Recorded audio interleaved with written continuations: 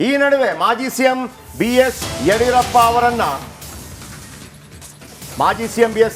ಅವರಿಗೆ ಅವರ ಮೇಲೆ FIR ದಾಖಲು ಆಗಿದೆ. ಈ ಹಿನ್ನೆಲೆಯಲ್ಲಿ ಗೃಹ ಸಚಿವ ಪರಮೇಶ್ವರ್ ಮನೆಗೆ ಆಗಮಿಸಿದ್ದಾರಂತೆ DCM DKಶಿ.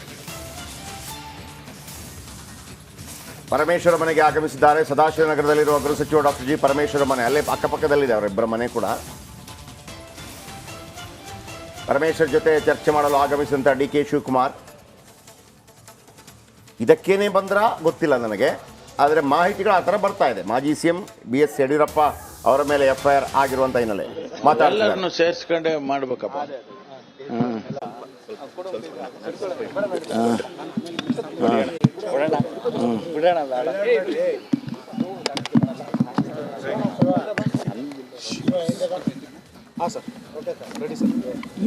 ನಿನ್ನೆ ರಾತ್ರಿ ಒಬ್ಬ ಮಹಿಳೆ ಸದಾಶಿವನಗರ ಪೊಲೀಸ್ ಸ್ಟೇಷನ್ನಲ್ಲಿ ಯಡಿಯೂರಪ್ಪನವರ ಮೇಲೆ ಕಂಪ್ಲೇಂಟ್ ಕೊಟ್ಟಿದ್ದಾರೆ. ಅದನ್ನು ಪರಿಶೀಲನೆ ಮಾಡಿ ರಿಜಿಸ್ಟರ್ ಮಾಡಿಕೊಂಡಿದ್ದಾರೆ. ಕೇಸ್ ರಿಜಿಸ್ಟರ್ ಆಗಿದೆ. ಅದರ ಬಗ್ಗೆ ಈಗ ತನಿಖೆಯನ್ನು ಪ್ರಾರಂಭ ಮಾಡ್ತಾರೆ. ಅವರು ಕೊಟ್ಟಿರ್ತಕ್ಕಂಥ ವಿಚಾರದಲ್ಲಿ ತನಿಖೆ ಮಾಡುವವರೆಗೂ ಕೂಡ ನಾವು ಯಾವುದನ್ನು ಕೂಡ ಹೇಳೋದಕ್ಕೆ ಬರೋದಿಲ್ಲ. ಕೆಲವರು ಹೇಳ್ತಾರೆ ಅವರು ಮಾನಸಿಕ ಅಸ್ವಸ್ಥತೆ ಇದೆ ಆ ಮಹಿಳೆಗೆ ಅಂತ ಹೇಳ್ತಾರೆ. ಅವರು ಕಂಪ್ಲೇಂಟನ್ನು ಟೈಪ್ಡ್ ಕಾಪಿ ಕೊಟ್ಟಿರೋದು, ಅವರು ಕೈನ ಬರೆದಿರೋದಲ್ಲ, ಟೈಪ್ ಕಾಪಿ ಕೊಟ್ಟಿದ್ದಾರೆ ಅಂತ ಹೇಳಿ ನನಗೆ ನಮ್ಮ ಇಲಾಖೆಯವರು ಹೇಳಿದ್ದಾರೆ. ಹಾಗಾಗಿ ರಿಜಿಸ್ಟರ್ ಮಾಡಿದ ಮೇಲೆ ಕಂಪ್ಲೇಂಟನ್ನು ತನಿಖೆ ಮಾಡೋವರೆಗೂ ಕೂಡ ಯಾವುದೇ ವಿಚಾರವನ್ನು ನಾವು ತಿಳಿಸೋದಕ್ಕಾಗಲ್ಲ. ಯಾಕೆಂದರೆ ಇದು ಒಬ್ಬ ಮಾಜಿ ಮುಖ್ಯಮಂತ್ರಿಗಳನ್ನು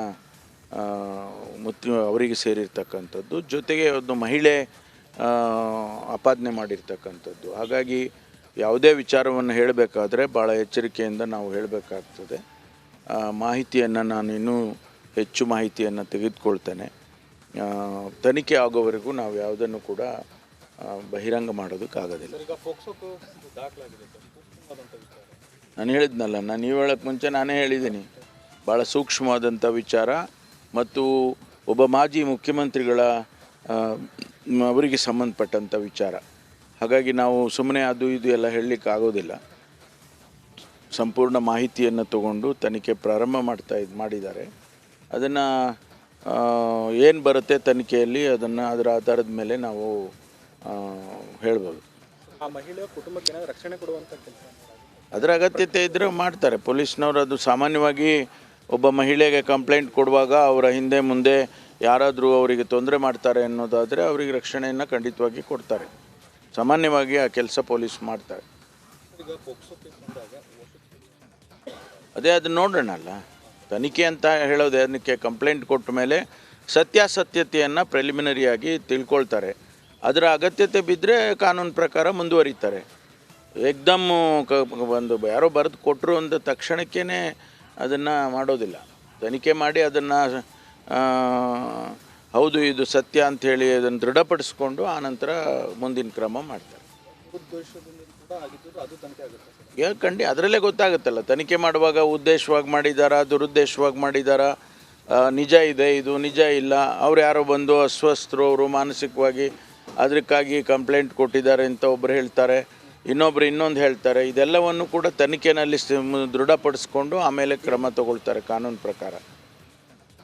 ಯಾಕೆಂದರೆ ಅವರು ಒಬ್ಬ ಹಿರಿಯ ರಾಜಕಾರಣಿ, ರಾಜ್ಯದಲ್ಲಿ ಮುಖ್ಯಮಂತ್ರಿಗಳಾಗಿದ್ದಂಥವರಿಗೆ ಭಾಳ ಎಚ್ಚರಿಕೆಯಿಂದ ಮಾಡಬೇಕಾಗ್ತದೆ. ಚುನಾವಣಾ ಸಂದರ್ಭ ಸೊ ಹಾಗಾಗಿ ನಮಗಂತೂ ಇದರಲ್ಲಿ ಯಾವುದು ನಮ್ಗೆ ಗೊತ್ತೇ ಇಲ್ಲ. ರಾಜಕೀಯ ಇದರಲ್ಲಿ ಯಾವುದು ದುರುದ್ದೇಶ ನಮ್ಮಗಳಿಗೆ ಯಾರಿಗೂ ಇಲ್ಲ. ಮುಖ್ಯಮಂತ್ರಿಗಳಿಗಾಗಲಿ ಉಪಮುಖ್ಯಮಂತ್ರಿಗಳಿಗಾಗಲಿ ಅಥವಾ ನನಗಾಗಲಿ ಯಾರಿಗೆ ನಮಗೆ ದುರುದ್ದೇಶ ಯಾವುದೂ ಇಲ್ಲ. ಅವರು ಯಾರೋ ಮಹಿಳೆ ಬಂದು ಕಂಪ್ಲೇಂಟ್ ಕೊಟ್ಟಿದ್ದಾರೆ, ಕಾನೂನು ಪ್ರಕಾರ ಕಂಪ್ಲೇಂಟನ್ನು ರಿಜಿಸ್ಟರ್ ಮಾಡಿದ್ದಾರೆ. ಒಂದು ಮಹಿಳೆ ಬಂದು ಕಂಪ್ಲೇಂಟ್ ಕೊಡುವಾಗ ರಿಜಿಸ್ಟರ್ ಮಾಡಬೇಕಲ್ವಾ, ಅದನ್ನು ಆ ಕೆಲಸ ಪೊಲೀಸ್ನವರು ಮಾಡಿದ್ದಾರೆ. ಕೆಲವು ರಾಜಕೀಯ ವಿಚಾರಗಳನ್ನು ಚರ್ಚೆ ಮಾಡಬೇಕಾಗಿತ್ತು. ಅವರು ನಾನೇ ಬರ್ತೇನೆ ಅಂತ ಹೇಳಿದೆ, ಇಲ್ಲ ನಾನು ಬೆಳಿಗ್ಗೆ ಬರ್ತೀನಿ ಆ ಕಡೆನೇ ಬರ್ತೀನಿ ಅಂತೇಳಿ ಬಂದಿದ್ದರು. ಯಾಕೆಂದರೆ 21 ಜನ ಅಭ್ಯರ್ಥಿಗಳನ್ನು ಈಗ ತೀರ್ಮಾನ ಮಾಡಬೇಕು. ಆ ವಿಚಾರವಾಗಿ ಕೆಲವು ಚರ್ಚೆಗಳನ್ನು ಮಾಡೋದಕ್ಕೆ ಬಂದಿದ್ದರು. ಮಾಡಿದ್ದೇವೆ. ಅವರು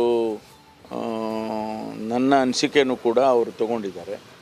ಮುಂದಿನ ತೀರ್ಮಾನಗಳಲ್ಲಿ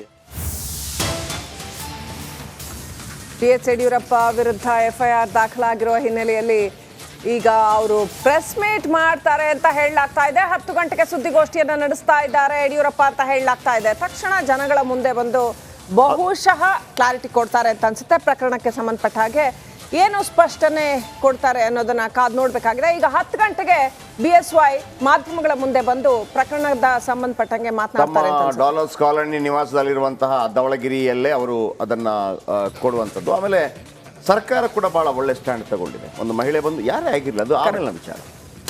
ಕೆಲವರು ಯಾವೆಲ್ಲ ರೀತಿಯಲ್ಲಿ ಶೋಷಣೆಗಳಾಗುತ್ತೆ ನಮ್ಗೆ ಗೊತ್ತಿರೋದಿಲ್ಲ ಸಮ್ಟೈಮ್ಸ್. ಆ ಮಹಿಳೆ ಬಂದಾಗ ಸದಾಶಿವನಗರ ಠಾಣೆಯಲ್ಲಿ FIR ದಾಖಲಿಸಿಕೊಂಡಿದ್ದಾರೆ. ಹೋಮ್ ಮಿನಿಸ್ಟರ್ ಸ್ಪಂದಿಸಿದ್ದಾರೆ. ಗುಡ್. ಈಗ ನಮಗೆ ಅದರ ಬಗ್ಗೆ ಕ್ಲಾರಿಟಿ ಬೇಕು. ಅದನ್ನು ಯಡಿಯೂರಪ್ಪನವರು ಕೊಡ್ತಾರೆ.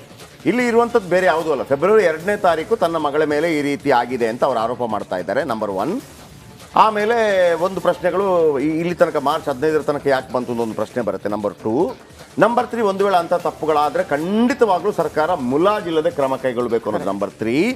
ಆಮೇಲೆ ಒಂದು 53 ಜನ VIPಗಳ ವಿರುದ್ಧ ಈ ಹಿಂದೆ ಕೂಡ ಇಂಥದೇ ಪ್ರಕರಣಗಳ ದಾಖಲು ಇವರೇ ಮಾಡಿದ್ದಾರೆ ಅಂತ ಹೇಳುವಾಗ ಪ್ರಶ್ನೆ ಉದ್ಭವ ಆಗೋದು. ಅದರ ನಡುವೆ ಆ ಮಹಿಳೆ ಬಗ್ಗೆ ಯಾವುದೇ ರೀತಿಯ ಹೇಳಿಕೆಗಳನ್ನು ತನಿಖೆ ಆಗದೆ ಯಾರೇ ಆಗಲಿ ಕೊಡಬಾರ್ದು. ನನಗೆ ಇಲ್ಲಿ ಆತಂಕ ಆಗ್ತಾ ಇರೋದು ಜಯಪ್ರಕಾಶ್ ಶೆಟ್ಟಿ ಸರ್, ನೀವು ಹೇಳೋ ಹಾಗೆ ಇಲ್ಲಿ ಆ ಮಹಿಳೆ ಕಂಪ್ಲೇಂಟ್ ಕೊಟ್ಟಿದ್ದಾರೆ, ಬಹಳ ಸೂಕ್ಷ್ಮವಾದ ವಿಚಾರ. ಆಮೇಲೆ ಇವರು ಮಾಜಿ ಮುಖ್ಯಮಂತ್ರಿಗಳು ಮತ್ತು ಏಜ್ ಆಗಿರೋ ಅಂಥವ್ರು 81 ವರ್ಷ, ಅವರಿಗೆ ಎಲೆಕ್ಷನ್ ಟೈಮು, ಇದೆಲ್ಲ ಬಹಳ ಸೂಕ್ಷ್ಮವಾದಂಥ ವಿಚಾರ. ಇದು ಯಾವುದ್ರಲ್ಲೂ ಯಾರೂ ಕೂಡ ಒಂದು ಜನರಲೈಸ್ಡ್ ಸ್ಟೇಟ್ಮೆಂಟ್ ಯಾರ ಬಗ್ಗೆನೂ ಕೂಡ ಮಾಡಬಾರ್ದು. ಆದರೆ ನನಗೆ ಅದರಲ್ಲೂ ಒಂದು ಕನ್ಸರ್ನ್ ಆಗ್ತಾ ಇರೋದು ಈ ಮಗು ಇದೆಲ್ಲ, ಹೆಣ್ಮಗು, ಚಿಕ್ಕ ಹುಡುಗಿ ಪಾಪ. ಇದು ಎಲ್ಲದರ ಈ ಸಾಮಾಜಿಕವಾಗಿ ಇಂಥ ಘಟನೆಗಳು ನಡೀತಾ ಇದೆ. ಇಂಥ ಎಲ್ಲ ಘಟನೆಗಳಲ್ಲೂ ನಂಗೆ ಅನ್ಸೋದು ಆ ಮಕ್ಕಳು ಇರ್ತಾವಲ್ಲ, ಅವು ಎಷ್ಟೇ 18 ವರ್ಷ ಆಗೋವರೆಗೂ ಎಳೆ ಮನಸ್ಸೇ ಅದು, ಮತ್ತೆ ಮಗು. ಅದಕ್ಕೆ ಏನೂ ಗೊತ್ತಿರೋದಿಲ್ಲ. ಒಂದು ನಂಬರ್ 1. ಒಂದು ವೇಳೆ ಅಂಥ ಮಕ್ಕಳ ಮೇಲೆ ಆಗುವಂಥ ಲೈಂಗಿಕ ದೌರ್ಜನ್ಯಗಳು ಒಂದು ನಂಬರ್ 1.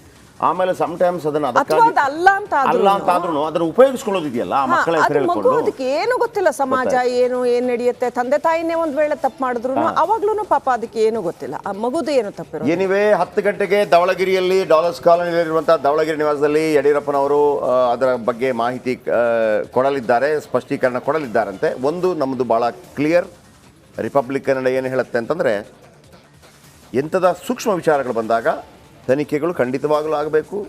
ಅದರ ಬಗ್ಗೆ ಕ್ಲಾರಿಟಿ ಕೊಡಬೇಕು. ಅದನ್ನು ಜನಸಾಮಾನ್ಯರ ಮುಂದೆ, ಸಾರ್ವಜನಿಕರ ಮುಂದೆ ಇಡಬೇಕು. ಆಮೇಲೆ ಅಲ್ಲಿ ಯಾರು ಕೂಡ ಇವರು ಕರೆಕ್ಟು ಅವರು ಕರೆಕ್ಟು ಅಂತೇಳಿ ಯಾವುದೇ ರೀತಿಯ ಸರ್ಟಿಫಿಕೇಟ್ ಯಾವತ್ತೂ ಜಡ್ಜ್ಮೆಂಟ್ ಕೊಡಬಾರ್ದು. ನಾವು ಕೊಡೋದು ಕೂಡ ಇಲ್ಲ. ಎಲ್ಲ ಹಿಂಗಂತೆ ಅನ್ನೋದನ್ನು ಇಟ್ಟಿದ್ದೀವಿ ನಿಮ್ಮ ಮುಂದೆ ಅಷ್ಟೇ. ಬೇರೆ ಯಾವ ಜಡ್ಜ್ಮೆಂಟ್ ನಮ್ಮ ಸೈಡಿಂದ ಇಲ್ಲ. ತನಿಖೆಯಲ್ಲಿ ಏನು ಬರುತ್ತೆ ಅದೇ ಅಂತಿಮ. ನಮಗೆ ಸುದ್ದಿ ಏನಿದೆಯೋ ಅದನ್ನು ಕೊಡೋದಷ್ಟೇ ನಮ್ಮ ಎಸ್ ಕೆಲಸ.